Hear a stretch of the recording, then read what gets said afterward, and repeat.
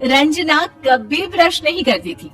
उसे कितनी बार उसके माँ बाप ने डांटा, लेकिन उसका कोई असर उस पर होता ही नहीं था, जिस कारण से उसके दांत पीले पीले हो जाते हैं। शादी के बाद अरे बहू, वैसे तो तुझ में कोई कमी नहीं है, पर तेरे दांत इतने पीले कैसे हैं बेटा? कैसे है मतलब? कोई सर्जरी थोड़ी ना कराइए। वो तो क्या नाम, मैं ब्रश नहीं करती थी तो पीले हो गए। अब क्या करूं? आप कहे तो लाल करवा लूं या फिर काले? यार ये क्या है, क्यों माँ से लड़ रही हो? लड़ रही हूँ? अरे मैं लड़ रही हूँ या ये बोल रही है कि दांत पीले हैं, पीले। अरे तपस्या थोड़ी ना की है इन्हें पीले करने के लिए। बकायदा ब्रश नहीं किया है 20 साल तक, तब जाकर। छी, कैसी बात कर रही हो? ये उस वक्त तो पीले नहीं थे जब हम लोग तुम्हें देखने आए थे। अरे तब साफ करवा लिया होगा डेंटिस्ट के पास जाकर। अब देखो कैसे पीले पीले लग रहे हैं। रंजना सास की तरफ गुस्से से देखती है। फिर शुरू हो गई पीले पीले पीले।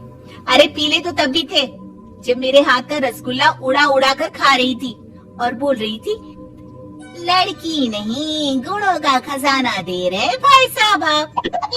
खैर अब वो लोग करते भी तो क्या करते, पीले दांत वाली बहू पल्ले पड़ी थी तो झेलना तो था ही। एक दिन कीर्तन में रंजना गाना गा रही थी। अरे कमला बहन, माँ का द्वार है, यहाँ तो सब शुद्ध होकर आता है, फिर अपनी बहू को ब्रश भी नहीं करवाती तुम। दूर से पीले पीले दांत भक्ति में बाधा उत्पन्न कर रहे हैं। और कोई 2 साल के बच्चे थोड़ी ना लेकर आई हूँ मैं बहू बनाकर। अच्छी खासी लड़की है, अरे कैसे करवाऊं ब्रश? ये तो उसे खुद करना चाहिए ना। अब माँ बाप तो इसके जैसे तैसे निपटा दिए, ये नहीं सोचा कि सास कैसे संभालेगी। सास बहू को लेकर घर आ जाती है, लेकिन सोच लेती है कि अब इसे लेकर कहीं नहीं जाएगी। अगले रोज बहू कहती है, अरे क्या हो गया, मंदिर नहीं जाना क्या? कीर्तन का वक्त हो रहा है। मेरी मधुर वाणी से कान्हा जी जागते हैं और सोते हैं। आप तो जानती है ना उनकी भक्ति में कितना मन लगता है मेरा। वो क्या है ना, तबीयत ठीक नहीं लग रही है मेरी, आराम करूंगी मैं। तबीयत ठीक नहीं लग रही? अभी तो मिथुन के गाने पर नाच रही थी आप, और अब बोल रही है कि तबीयत ठीक नहीं लग रही। अरे भक्ति में मन लगा लो सासू माँ, ऊपर जाना है, क्या मुंह दिखाओगी आप? हाँ, सास को बहू की बात पर गुस्सा आ जाता है।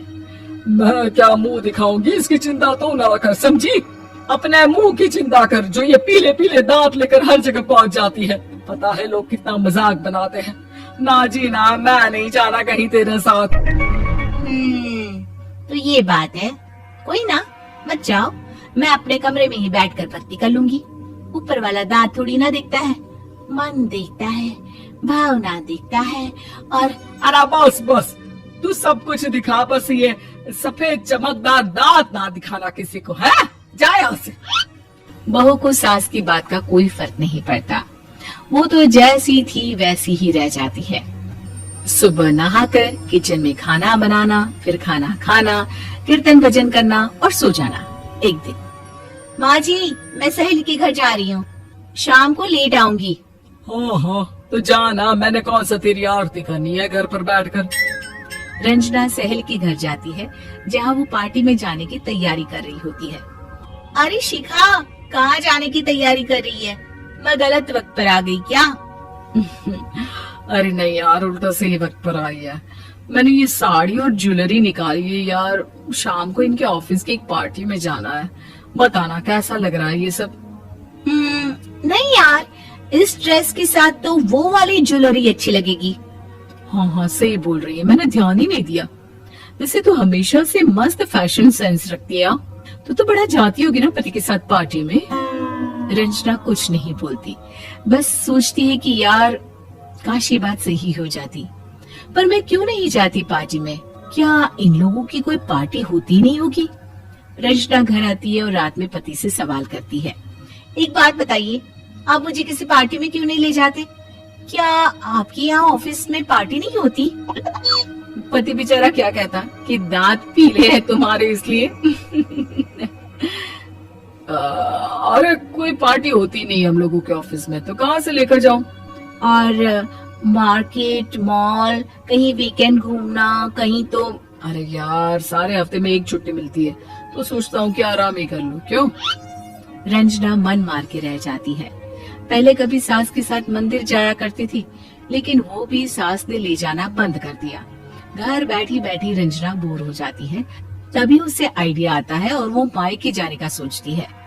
सासू माँ, 2 दिनों के लिए मम्मी के घर जा रही हूँ। अच्छा ठीक है, आराम से जा। और हाँ, माँ से कुछ अच्छी आदत सीख कर आना कि कैसे शरीर के हर भाग की तरह दांतों की सफाई भी जरूरी होती है, समझी? शुरू हो गई ना आप?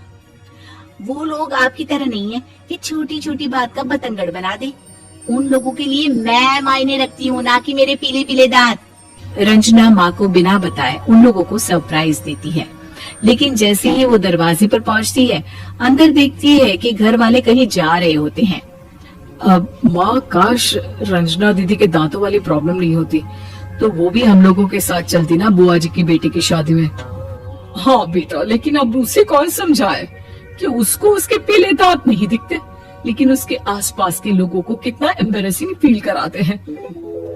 मुझे तो कितनी बार उसकी स्कूल की टीचर ने शिकायत की कि उसके साथ कोई लड़की बैठना भी नहीं चाहती, और ना ही कॉलेज में कोई उससे बात करना चाहता था।